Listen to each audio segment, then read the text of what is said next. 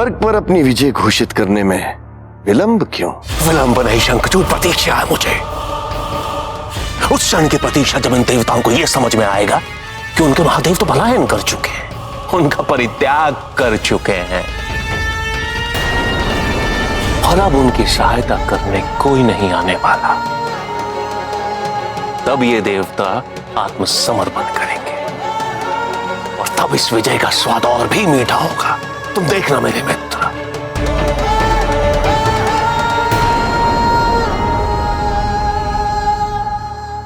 समय आ गया है देवराज, हमें स्वर्ग असुरों को सौंपना होगा।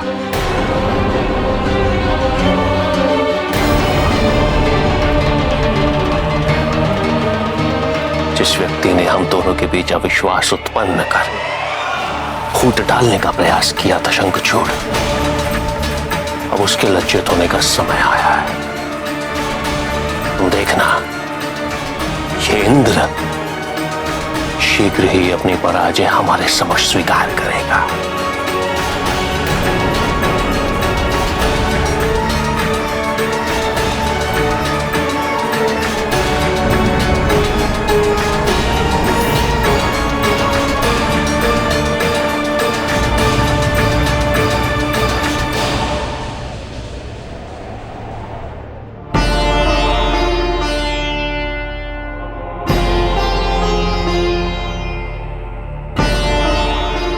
मैं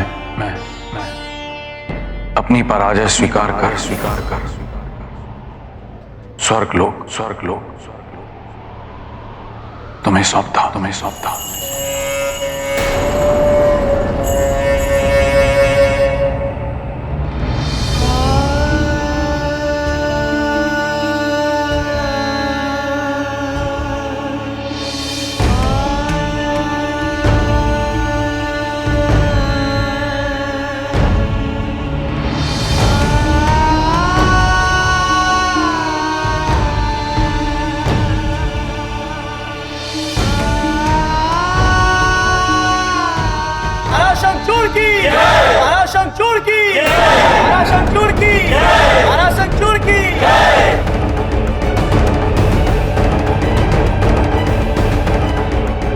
इतने व्यथित ना हो इंद्र,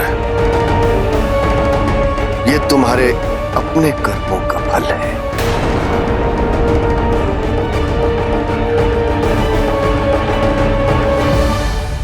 और तुम्हारे कर्मों के फल, उनका क्या?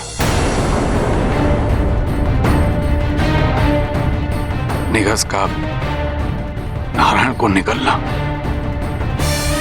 जिससे संसार में अस्थिरता, असंतुलन की स्थिति उत्पन्न हुई है, उसके भागीदार तुम भी तो हो। वही नारायण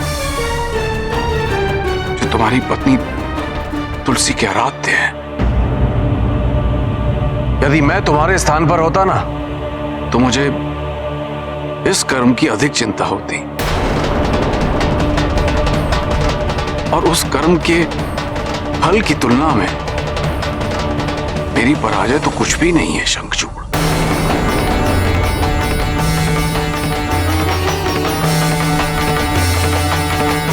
रुको इंद्र, जिस युद्ध भूमि पे तुम खड़े हो, एक दिन उसी युद्ध भूमि से तुम्हारे महादेव ने मुझे सबके समक्ष लज्जित करके निकाला था और आज मैंने तुम्हारे उसी देवों के देव महादेव के साथ वही कर दिखाया। लज्जित होकर पलायन किया है उन्होंने।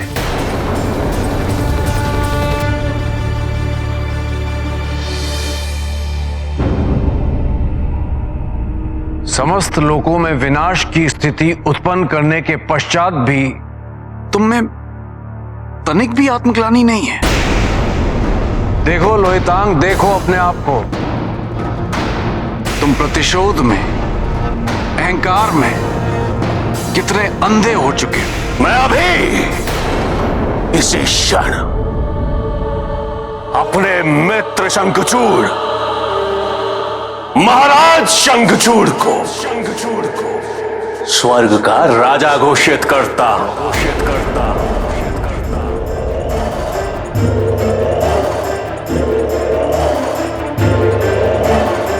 आपने अपने वचन का पालन किया महाराज शंखचूड़। अब इस क्षण से सब अच्छा होगा, सब। एक कार्य शेष।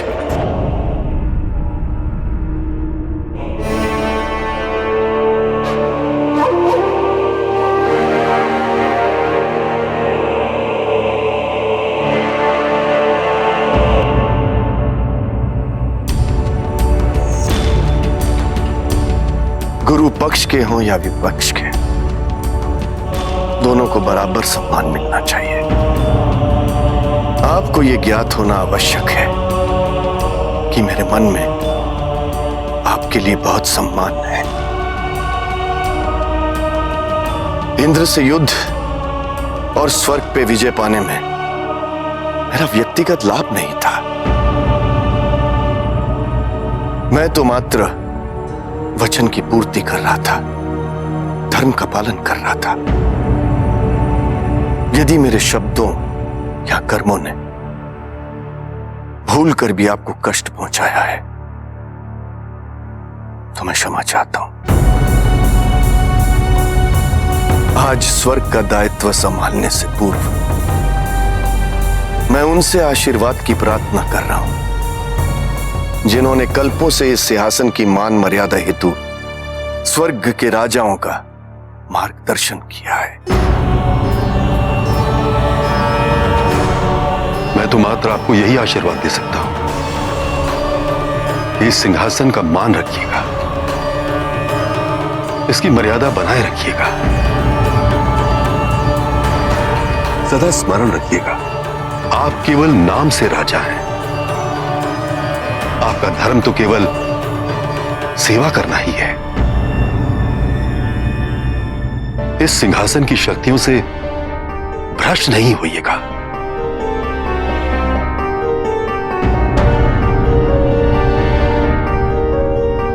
एक और महत्वपूर्ण बात,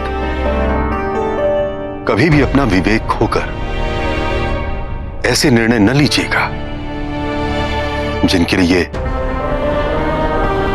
भविष्य में आपको पछताना पड़े।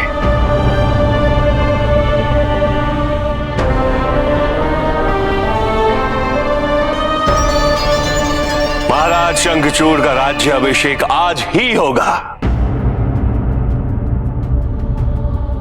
और उस राज्याभिषेक में सब आमंत्रित है। हमारे प्रिय देवता भी।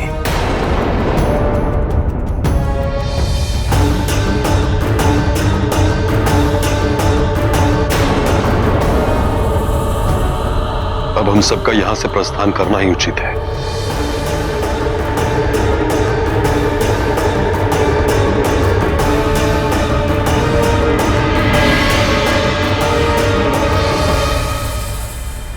स्वर्गाधिपति शंखचूड़ की, स्वर्गाधिपति शंखचूड़ की। जाओ इंद्र, कैलाश जाओ। उनकी पराजय का सत्य स्वीकार करने के लिए कैलाश से उत्तम स्थान तो कोई नहीं।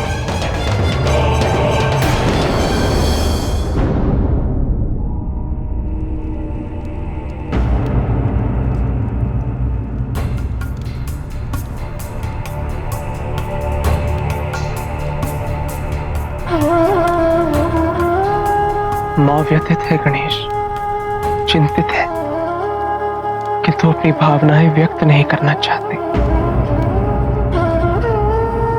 इसलिए वो अपना ध्यान इन साधारण क्रियाओं में केंद्रित कर रही है। अरे नंदी, इतना विलंब क्यों?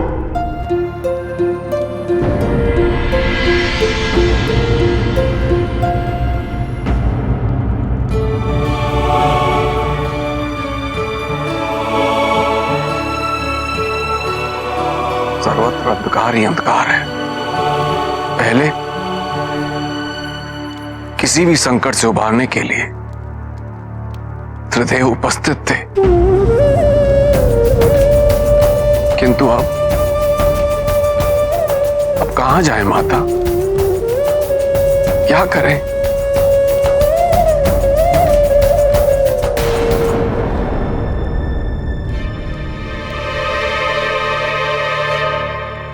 बहुत कठिन है हमारे लिए ये व्यक्त करना, जैसे कुछ हुआ ही नहीं, जैसे सब सामान्य है और मामा जी की अनुपस्थिति में केवल आप ही हैं जो हमारा मार्गदर्शन कर सकते हैं कि हम कैसे इस परिस्थिति का सामना करें। पुत्र, ऐसा नहीं है कि जो हो रहा है हमें उसका बोध नहीं।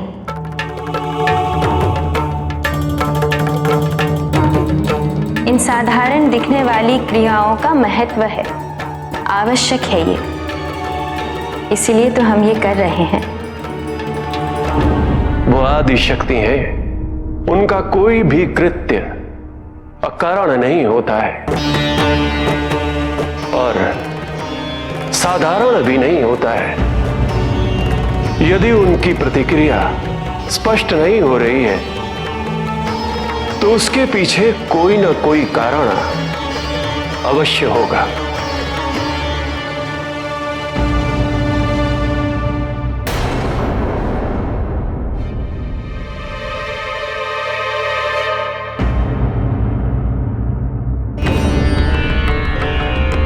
सबसे पहले हमें ये समझना होगा कि स्वामी ने ऐसा क्यों किया, उनकी इस अनासक्ति का कारण क्या है, क्यों उन्होंने नारायण की अनुपस्थिति में अपना ध्यान संसार के संचालन पर केंद्रित किया है। जिस मार्गदर्शन की आप सबको अपेक्षा है वो तो स्वामी पहले ही दे चुके हैं। उन्होंने हम सबको इस स्थिति से अवगत कराया था, हमारी व्यक्तिगत भूमिकाओं का स्मरण भी कराया था। यदि स्वामी भूकेंद्र में ध्यान की अवस्था में स्थित हुए हैं तो केवल इस विश्वास पे जो उन्हें हम सब पे है, हमारी योग्यताओं पर है कि इन संकटपूर्ण परिस्थितियों में भी हम अपना अपना दायित्व पूरी निष्ठा और एकाग्रता से निभाएंगे। अब यही एकमात्र मार्ग है इस संकट का सामना करने का। अपने किसी भी दायित्व का परित्याग नहीं करना है हमें। यदि हम भोजन नहीं पकाते हैं तो हम अपने दायित्व का परित्याग कर रहे हैं, एक मां के दायित्व का परित्याग। और इसी प्रकार समय आने पर हम महादेव की पत्नी होने का, आदि शक्ति होने का दायित्व निभाने से पीछे नहीं हटेंगे। प्रायः बड़े से बड़े संकट का समाधान बड़ी सहजता से हो जाता है। यही चुनौती है हमारे समक्ष, यही है हमारी परीक्षा। स्वामी तो अपना दायित्व निभा ही रहे हैं, किंतु हम सबको अपना अपना दायित्व निभाकर उनकी सहायता करनी है। जब तक स्वामी का दायित्व पूर्ण नहीं होता, ना हमें उनके दर्शन होंगे, ना ही उनकी अनुभूति।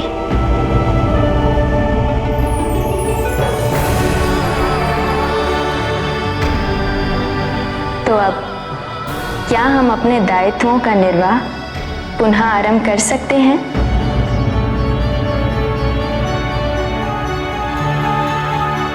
माता, आपने बड़ी सहजता से हमें हमारे दायित्वों का स्मरण कराकर हमारा मार्गदर्शन किया है। आपको शत शत नमन माता।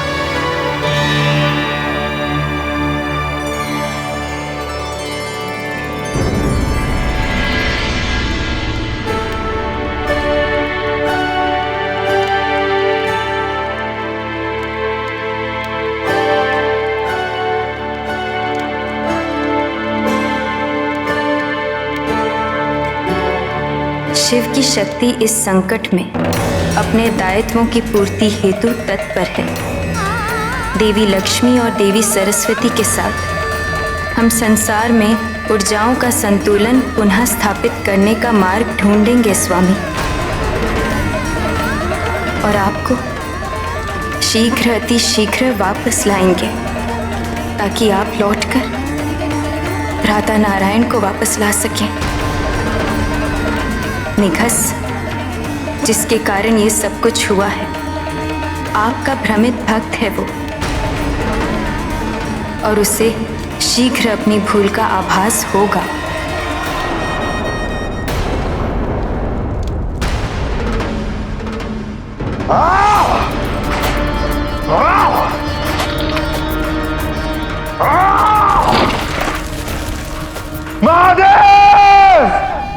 आज मेरे जीवन का सबसे महत्वपूर्ण दिन है प्रभु। आज मैंने एक भक्त का कर्तव्य पूरा कर दिया है। विष्णु को निकल दिया मैंने। अब मैं महादेव को वापस कैसे लाऊं? वो तो तभी लौटेंगे जब मैं नारायण को वापस ला सकूं। किंतु कैसे? मुझे क्या? नहीं, मैंने अपने आराध्य को दुख पहुंचाया है, निराश किया। मुझे इसका दंड मिलना चाहिए। अपने आराध्य को निराश करने का दंड, दुख पहुंचाने का दंड, उन्हें उनके भक्तों से विमुक्त करने का दंड, और वो दंड केवल मृत्यु है, केवल मृत्यु। महादेव के बिना ये जीवन ऐसे भी निरर्थक है।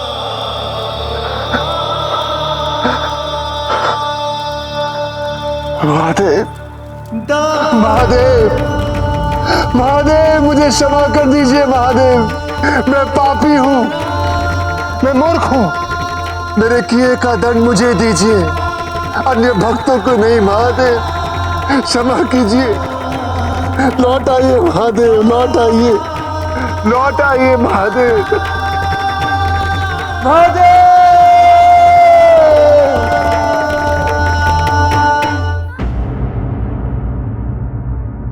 रानी कहाँ है? सब ठीक तो है ना? जी, मैंने तो उन्हें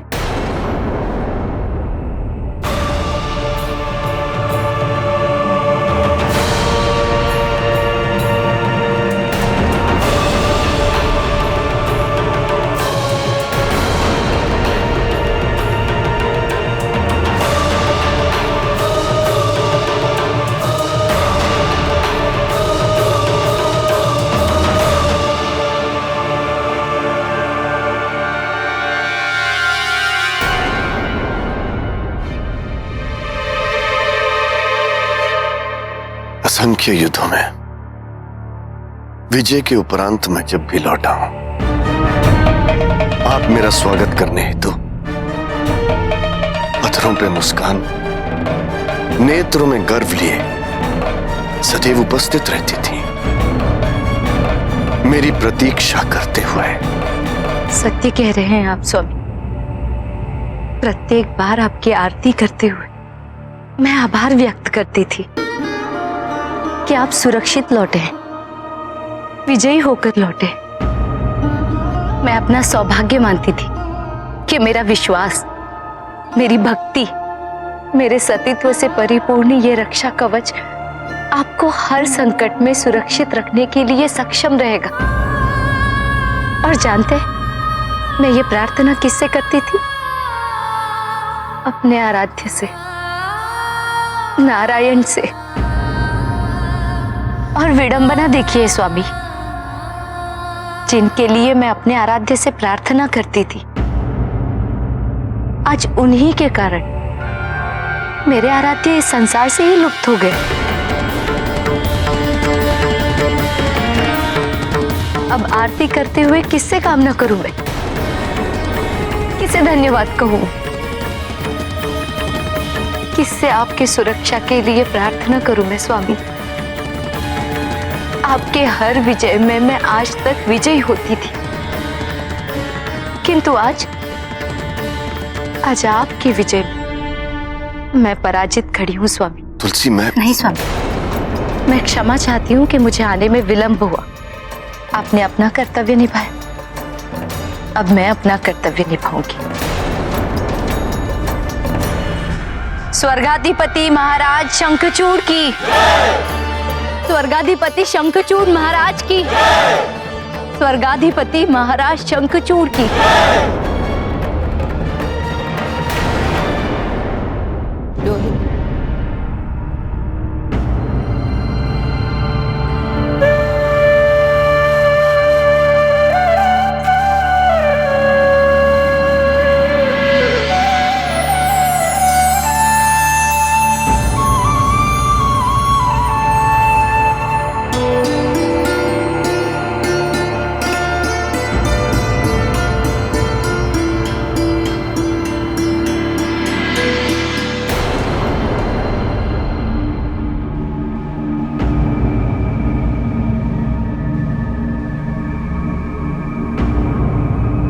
लोहितांग के आत्मबोध की यात्रा आवश्यक है। उसे ये समझना ही होगा कि वो जिस पथ पर अग्रसर है वो उसके विनाश पर ही समाप्त होगा।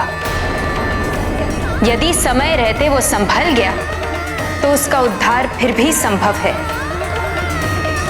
किंतु कहीं वो अपने अहंकार में स्वयं को अजेय समझने लगा तो उसे हमारा सामना करना होगा।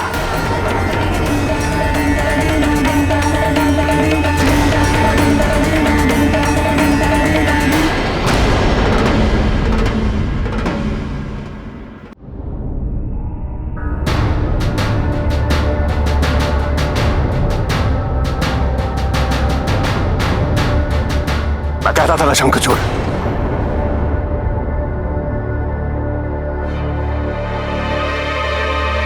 जिनके लिए मैं अपने आराध्य से प्रार्थना करती थी, आज उन्हीं के कारण मेरे आराध्य इस संसार से ही लुप्त हो गए। आपके हर विजय में मैं आज तक विजयी होती थी, किंतु आज आपके विजय में मैं पराजित खड़ी हूँ स्वामी। क्या हुआ पता नहीं।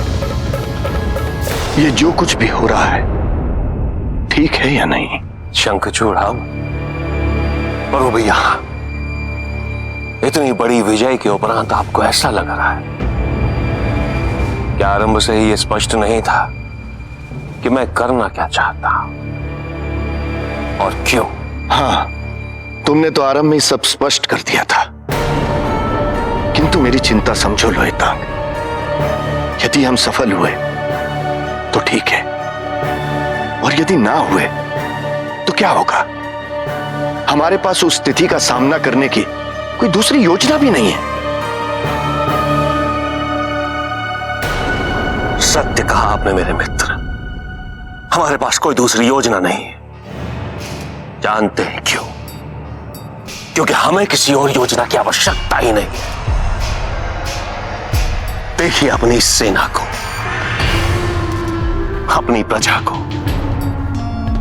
कितना विश्वास है आप पे। महाराज शंखचूड़ की, महाराज शंखचूड़ की।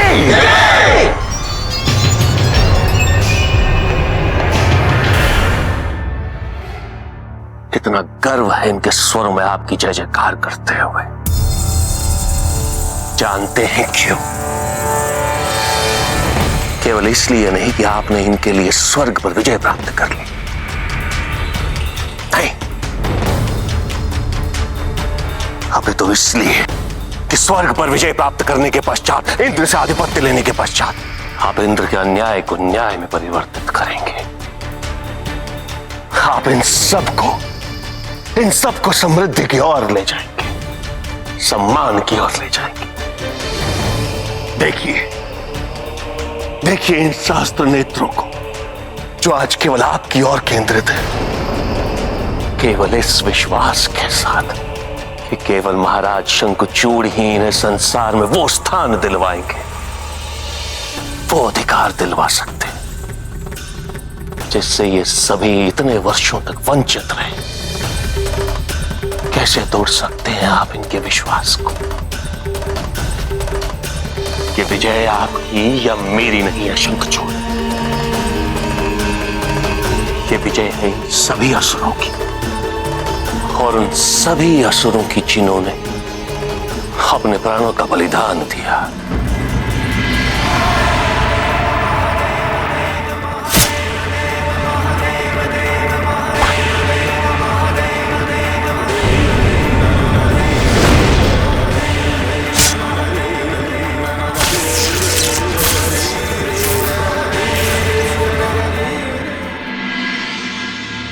जिन्होंने वर्षों से अत्याचार सा, अन्याय सा, आपके पास विकल्प अवश्य है इस दायित्व का परित्याग करने का। क्या उसके उपरांत ये प्रजा कभी भी किसी भी असुर को अपना नायक मान पाएगी, विश्वास कर सकेगी किसी में? ये समय शंकाओं का नहीं है शंखचूड़, ये समय है इन सभी के विश्वास को स्वीकार करने का, इनकी अपेक्षाओं की पूर्ति के उत्तरदायित्व को संभालने का। तुम ठीक कह रहे हो लोहितांग, ये मेरा सौभाग्य है कि मुझे ये अवसर मिला, और मैं इसे व्यर्थ नहीं जाने दूंगा। मैं ये सिद्ध कर दूंगा कि इंद्र से अधिक एक असुर भी इंद्रासन पर बैठने के योग्य है।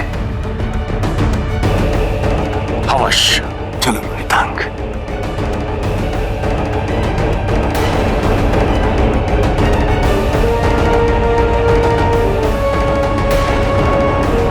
शंखचूड़ की, शंखचूड़ की, शंखचूड़ की, शंखचूड़ की। ये मेरे लिए प्रसन्नता की बात है कि मैं महाराज शंखचूड़ का राज्याभिषेक कर रहा हूं।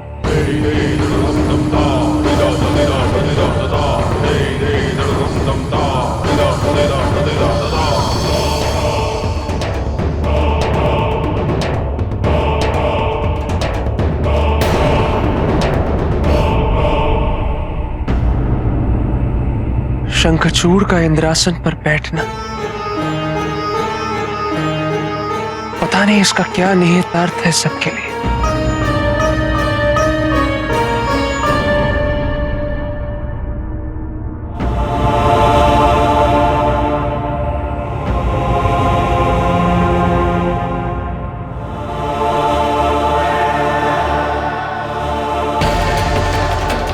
शंखचूड़ की, शंखचूड़ की, शंखचूड़ की, शंखचूड़ की।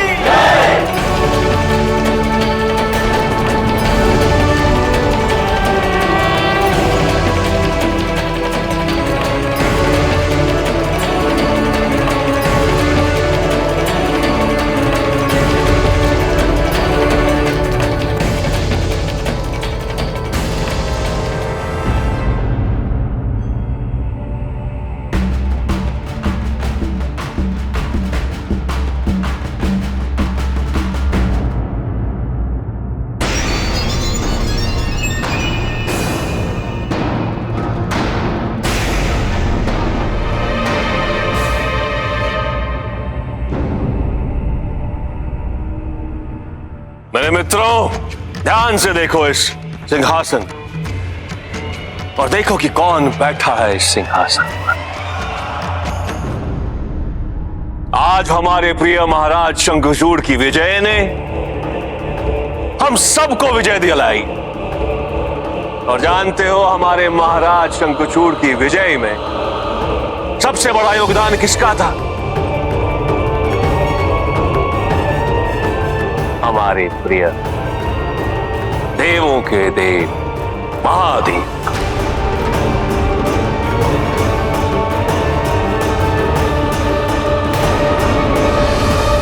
यदि मेरे जन्म उपरांत महादेव ने मेरा परित्याग नहीं किया होता, यदि उन्होंने मेरे भैया अंधक के साथ अन्याय नहीं किया होता, यदि उन्होंने मुझे वो कष्ट नहीं दिए होते, तो महादेव को चुनौती देने का तो विचार भी मेरे मन में नहीं आता।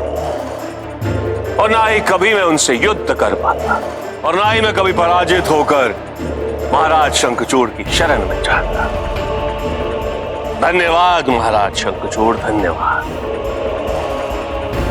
उत्तर तो देना ही था मुझे, तो मैंने दे दिया, और उत्तर भी मैंने ऐसा दिया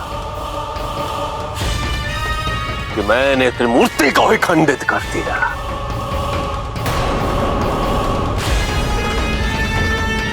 महादेव, महादेव, कहां चले गए देवों के देव महादेव?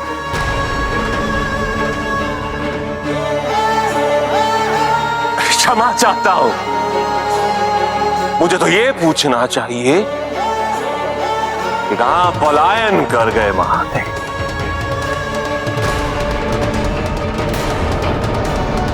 और वो नारायण कितने असहाय थे नारायण, संसार के पालन करता, संसार के संचालक, संरक्षक।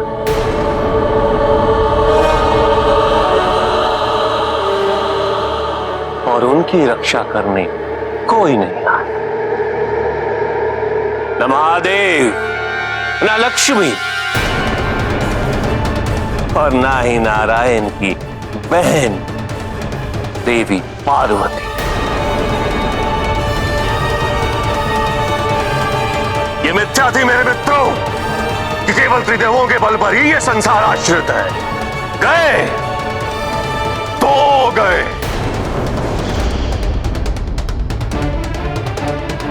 महादेव भी और उनके प्रिय नारायण भी।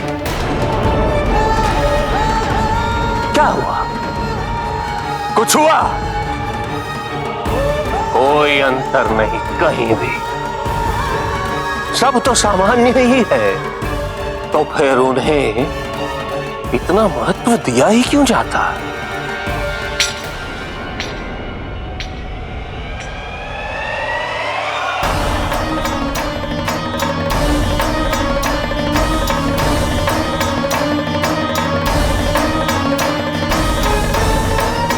देवर्षि नारद,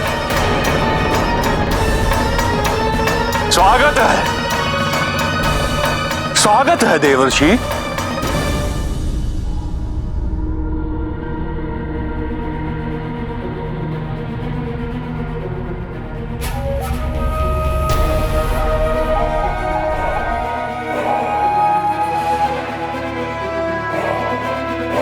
किंतु ये क्या देवर्षि, कहीं मैं बधिर तो नहीं हो गया?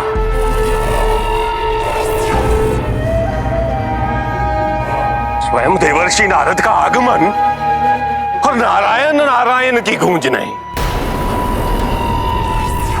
आइए देवर्षि नारद, हमारे प्रिय महाराज शंखचूड़ के राज्याभिषेक में आपका स्वागत है। आइए।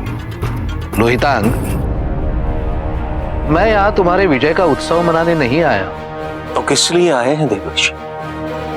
प्रार्थना करने। कि लोहितांग, मैं देवर्षि नारद तुमसे प्रार्थना करता हूं कि मेरे आराध्य को वापस ले आओ। क्या यही कहना चाहते हैं आप मुझसे? लोहितांग, मर्यादा का स्मरण रहे कि तुम किनसे बात कर रहे हो। शांत शांत गुरुदेव कंपन। समय के साथ साथ लोहितांग बहुत कुछ भूला है। उन सभी बातों का स्मरण कराने हेतु तो मैं यहां उपस्थित हुआ हूं। लोहितांग, तुम जानना चाहते हो ना मैं यहां किस लिए आया हूं? बताता हूं, किंतु जब तक मेरी बात पूरी नहीं हो जाती तुम बीच में कुछ नहीं बोलोगे। लोहितांग, मेरे यहां उपस्थित होने का कारण यह है कि मुझे तुम पर दया आ रही है।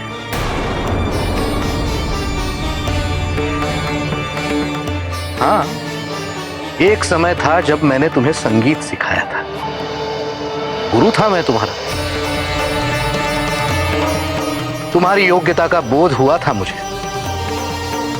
और दुर्भाग्यवश आज ये देख सकता हूं कि तुम्हारे उस सामर्थ्य का, तुम्हारी इस योग्यता का तुमने स्वयं कैसा दुरुपयोग कर निरादर किया है। रोहितांग, तुम्हारा जन्म महादेव के तांडव के नाद से हुआ था। उनकी श्वेत बूंद से सकारात्मकता से परिपूर्ण थे तुम, और उसी सकारात्मकता को समस्त संसार में प्रसारित कर अपना जीवन अत्यंत अर्थपूर्ण बना सकते थे। सोचो लोहितांग, तुम क्या हो सकते थे और क्या हो गए हो। और एक बात जानना तुम्हारे लिए अत्यंत आवश्यक है। तुम्हें सुनकर प्रसन्नता तो नहीं होगी, फिर भी बता देता हूं। तुम्हें इस सत्य का बोध ही नहीं कि तुम अभी इस समय यहां खड़े भी हो, वो भी महादेव के कारण। महादेव के कारण।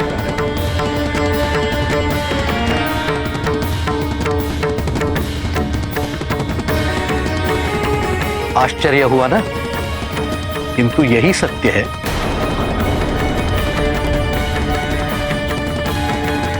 कि पिछले युद्ध के उपरांत जब तुम मृत्यु के समीप थे, मैंने अपने संगीत द्वारा तुम्हें जीवन दान दिया था, किंतु मुझे भेजने वाले महादेव थे। महादेव थे। महादेव थे। उनका ही यह आदेश था कि मैं अपने संगीत की ऊर्जा द्वारा तुम्हें पुनः जीवित करूं।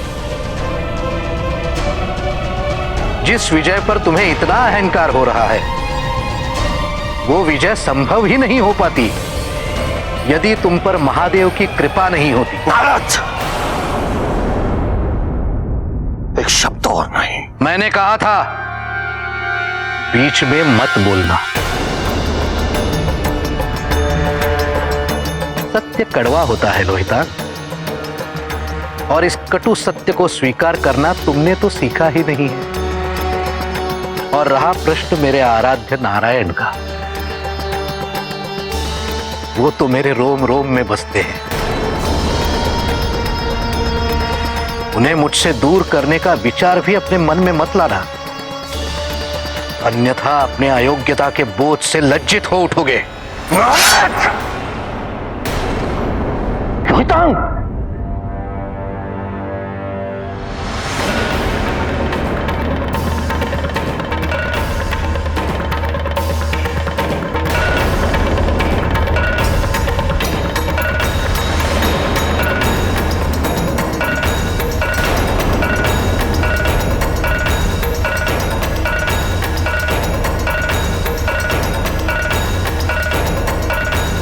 लोहितांग!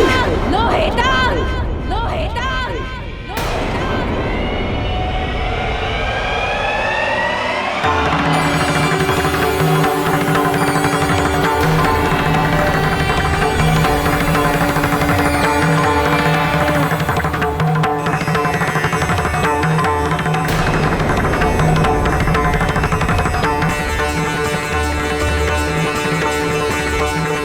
पार्वती,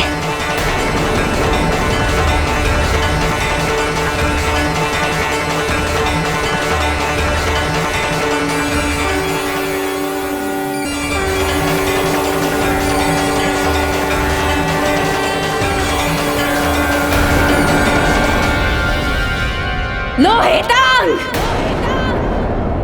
त्रिमूर्ति को खंडित करने का भ्रम तुम्हें होगा, इसका पूर्व अनुमान था हमें, किंतु ये भूल तुम इतनी शीघ्र करोगे, ये नहीं सोचा था। तुम्हें ज्ञात होना चाहिए लोहितांग, तुमने जो कुछ भी किया, यदि तुम्हें उसका दंड नहीं मिला है तो केवल इसलिए क्योंकि यही तुम्हारी यात्रा के लिए आवश्यक था। यही तुम्हारी नियति की पूर्णता के लिए आवश्यक था। इसमें तुम्हारी अपनी योग्यता या सामर्थ्य कुछ भी नहीं है। तुमने सोचा कि तुम्हारी रणनीति के कारण निघस नारायण को निगलने में सफल हुआ। तुमने सोचा कि तुम विजयी हो गए और कोई कुछ नहीं कर सका। सत्य जानना है तुम्हें महादेव। हम देवी लक्ष्मी, देव ऋषि नारद, ब्रह्मदेव,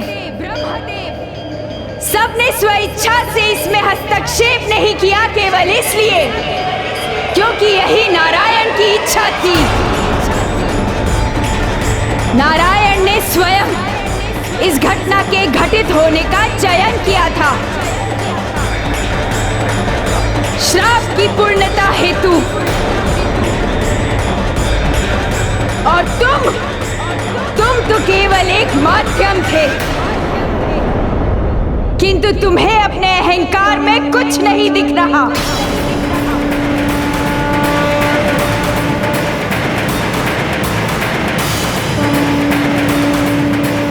शंखचूड़, हम चेतावनी दे रहे हैं तुम्हें।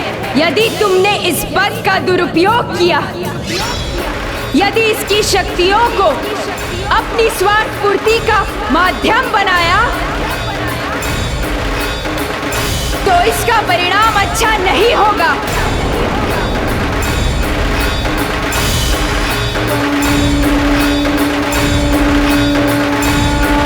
हम चाहे तो इसी क्षण तुम्हारा अंत कर सकते हैं लोहितांग।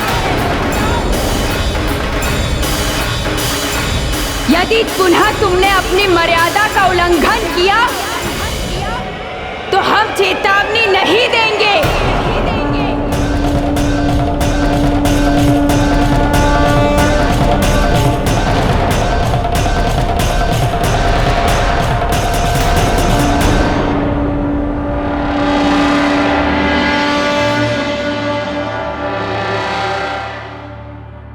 नारायण नारायण।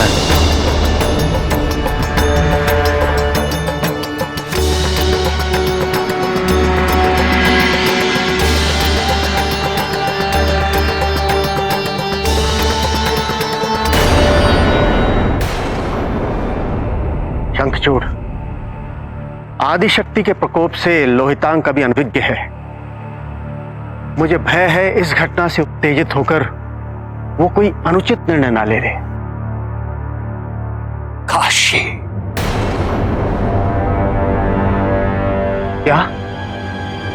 क्या कहा तुमने? काशी, जो कोई भी ये सोच रहा है कि लोहितांग अहंकार में अंधा हो चुका, मैं उसके अहंकार को ही कुचल दूंगा।